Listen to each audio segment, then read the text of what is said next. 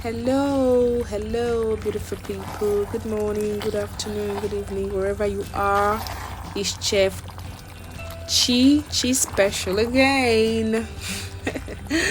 So today, what I bring to the table is Egusi soup. Egusi soup is one of Nigerians, let's say, most popular soup. A lot of people's favorites.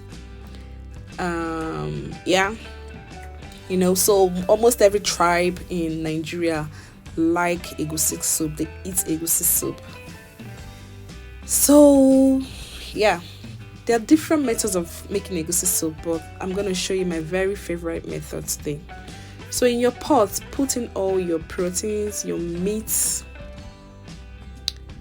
Of course, if you're using fish, you don't put it at this stage, but if you're using meat, you put in your meat, whether you use cow leg or cow tail or beef, goat meat, or whichever meat you're using. You put it here, add in your stock fish, add in some peppers, scotch bonnets. You can add in a little bit of Cameroun pepper, add some salt and seasoning cubes. That's all you need.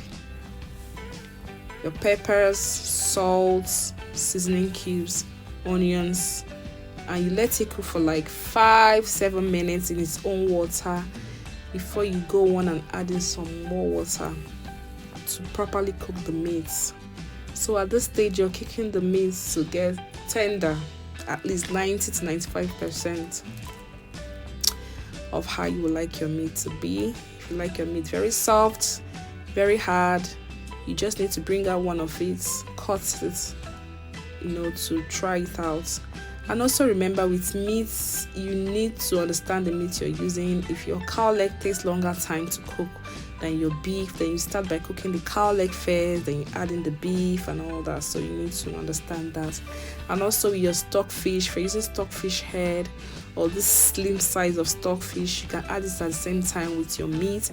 But if you're using those very hard ones, you may need to cook it maybe in your pressure pot, or at least just cook it a little earlier or maybe separately before you add it to your pot.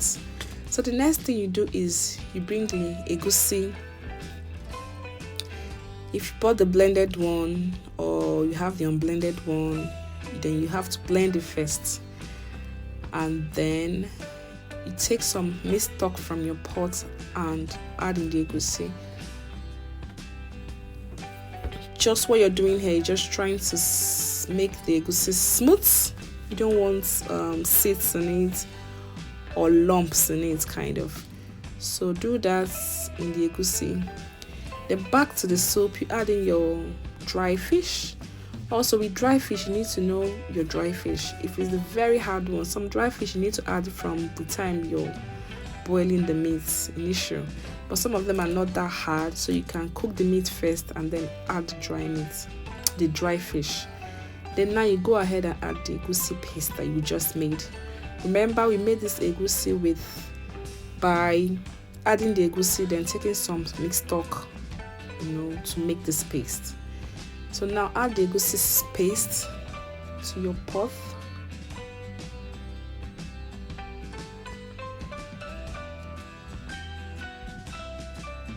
And add in some palm oil.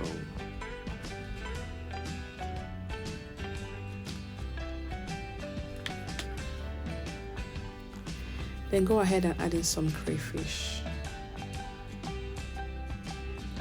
So one secret of making this egusi is ogiri. Ogiri, if you don't mind it, is very, very nice for this recipe, for this egusi soup. It's a secret of those very delicious egusi soup you eat in restaurants. Okay, sure. Oh my God, how did they make this egusi? It's ogiri. Ogiri gives it something else. Makes it really special. Just get your ogiri, a little bit of it, dissolve it, and add it to your egusi soup. Go ahead, turn it. And the good thing about ogiri is when you use it, you use less of those seasoning cubes, and I know a lot of people are trying to use less of that. In fact, with ogiri, you can actually omit seasoning cubes. You can use ogiri and replace seasoning cubes. Ogiri, crayfish, both of them together can do the job for you. So keep turning this egusi soup. Turn it to the bottom. Don't let it burn. You don't want egusi soup burnt. No, it doesn't taste very good. So keep turning every 1 minute, 2 minutes. Keep turning and turning, and let it cook for at least another 10 to 15 minutes. If you don't cook it long enough, the egusi is gonna taste not good. If I cook it for like 15 minutes, just keep turning, cooking. After that, you taste your soup. If you think it needs more peppers, you can add. If you think it needs more salt, just adjust your seasoning, and then add your Uziza leaves. For this method, we're using Uziza leaves and ugu leaves. Like I said before, egusi soup can be cooked with bitter leaf and all that, but this is the method we're cooking today, and it's very nice, it's very delicious, is my very favorite. So add in your ugu. If you don't have ugu, you don't have access to ugu, you can use spinach. It wash really well as well. So the leaves are Uziza leaves and ugu leaves. I will also list it out. And your soup is ready. So when you add the ugu, you just leave it for 30 seconds. You can even turn off the heat when you've added the ugu. You don't need to overcook your ugu. You add your Uziza, leave it for like 2 minutes, then add your ugu. Don't overcook the ugu leaves or your spinach. And then your soup is ready. This soup was so delicious. This method never fails. Please kindly subscribe to my channel. It's free. Help me grow. Thank you. God bless.